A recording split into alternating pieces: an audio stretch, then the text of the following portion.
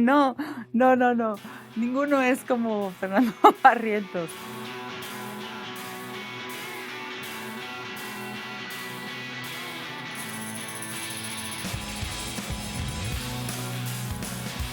Para mí fue un viaje en la historia de este país. Me tocó hacer como una inmersión, estudiar y aprender más a profundidad. Con la historia siempre me costó mucho trabajo la línea de tiempo, tener como una ubicación global de lo que estaba sucediendo en el mundo. Todo en cuanto a la política, a las movilizaciones sociales, al estado de la juventud, de la energía de la juventud. Hice una obra de teatro que se llamó El cielo de los presos, que hablaba acerca del movimiento estudiantil de 1968, enfocado en los estudiantes, y entonces pude entender un poquito más. Y luego, con todo esto, yo no sabía que era la Dirección Federal de Seguridad, y entonces una vez que pues Gabriel Ripstein nos trae este material, pues pude entender un poquito más a fondo de qué trataba todo el contexto en general.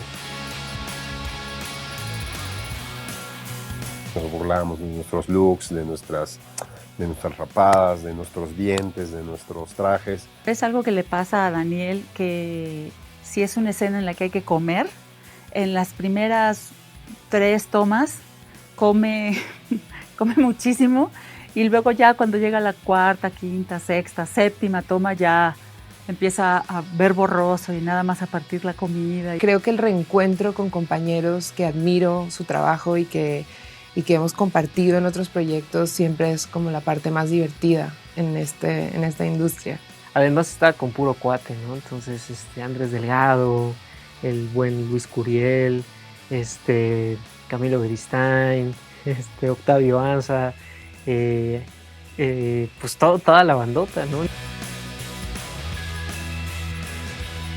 Pues es que en esta serie hay muchas cosas que están muy fuertes. Hay un par de escenas en el primer episodio que sí, pensé que estaban muy rudas. En la primera temporada, por ahí va a haber un plano secuencia muy bien logrado por Gabriel Ripstein, que yo lo vi en el monitor, y en algún momento sale por ahí alguien disparando una escopeta en todo ese plano secuencia, y quedé realmente muy, muy impactado. La primera temporada hay una ejecución que me marcó muchísimo, ¿no? Toda esta ejecución, también en la que está inmiscuido el personaje de Cristian.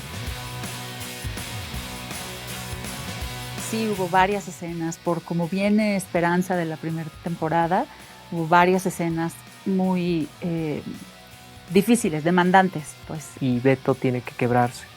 En la primera temporada se quiebra, tiene un momento donde se quiebra, y esta vez también se quebraba, pero de una manera muy distinta. Siempre trato como de agarrar mi rincón y que nadie me moleste. Para mí era importante entender el contexto de ella, el mundo en el que ella se movía, y cómo ser mujer dentro de ese mundo puede ser difícil, sobre todo en una época como esa. Y trato de ponerme en el lugar del personaje, tratar de entender sus circunstancias, tratar de entender su realidad y tratar de entender la idiosincrasia a la época de mi personaje. A mí la verdad es que me ayudaban mucho las gafas que usaba él, que eran como entintadas. A mí me ayudaban mucho a entrar en el personaje. En la primera temporada yo no tenía el cabello tan largo, y desde el primer episodio dice que Beto ya trae un afro mucho más largo, entonces me dejé crecer mi cabello. Entonces me ponían mis productos para que se me viera un poquito más abultado, y ya con ese bigotazo.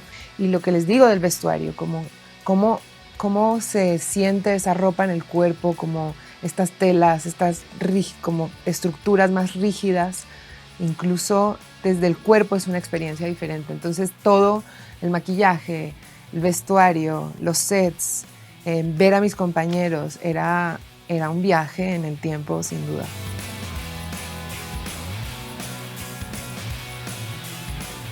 Creo que Luis Echeverría es una persona con un temple y un carácter fuerte. Me dicen que yo tengo un carácter fuerte, quizás sí.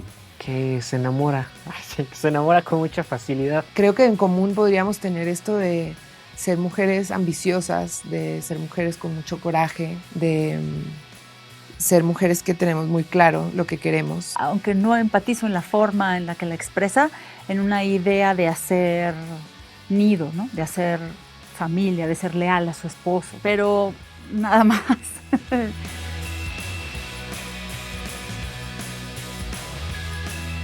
Pues como Fernando Barrientos, espero que ninguno, ¿no? Yo digo que Andrés Delgado, ¿no? Porque tengo ahí una anécdota en donde le pusieron un moquetazo en la nariz en una escena y entonces todos le decíamos que nada más quería llamar la atención para tener a las chicas de maquillaje ahí con él. Ninguno. Gracias a Dios. Un extraño enemigo en Prime Video.